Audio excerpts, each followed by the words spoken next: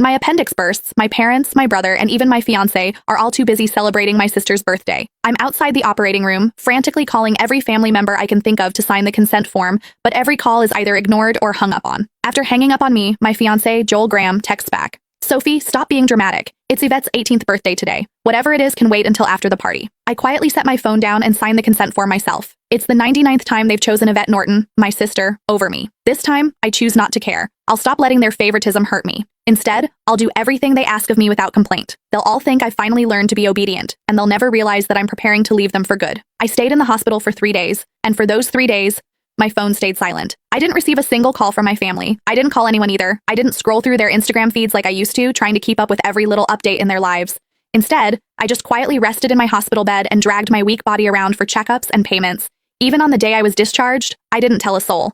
I simply packed my own things, endured the pain in my abdomen, and slowly made my way home. When I pushed the door open, the laughter inside the house abruptly stopped. Everyone was gathered in the living room. My fiancé, Joel, was sitting beside Yvette with his arm casually draped around her shoulders. The moment he saw me, he pulled his hand back and gave me an awkward smile. Soph, you're back? Where have you been these past few days? My brother, Joshua Norton, let out a cold snort. Where else would she have gone to? She just didn't want to show up to Yvette's birthday party. She always has to ruin things for her since she can't stand seeing Vivi happy. I didn't say a word. I just headed straight for my room. Joshua seemed surprised that I didn't argue with him. Normally, whenever he accused me of being selfish, I would break down in tears and desperately defend myself.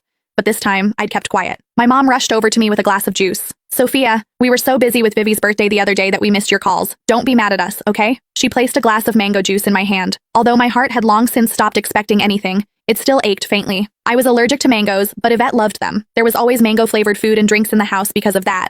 But no matter how many times I reminded them, no one ever remembered that I couldn't have mangoes. I handed the glass back to Mom and quietly stepped back. I'm not mad, I'll just go to my room. Just as I turned around, a loud noise came from the living room. Dad abruptly stood up and slammed his hand on the table. He screamed, "Why have you been walking around with that sour face ever since you came in? Your mother already apologized and even gave you your favorite drink? What's with that attitude? It looks like we've spoiled you too much." My heart twisted, and even breathing hurt. Tears blurred my vision, but I still lifted the glass from Mom's hand and drank it all in one go. I then gently set the empty glass down and wiped away my tears. I calmly looked at Dad. Yvette's the one who likes mangoes. I'm allergic to them, but it doesn't matter. I already drank it all. Can I go to my room now? Sophia, why didn't you say something earlier if you were allergic to it?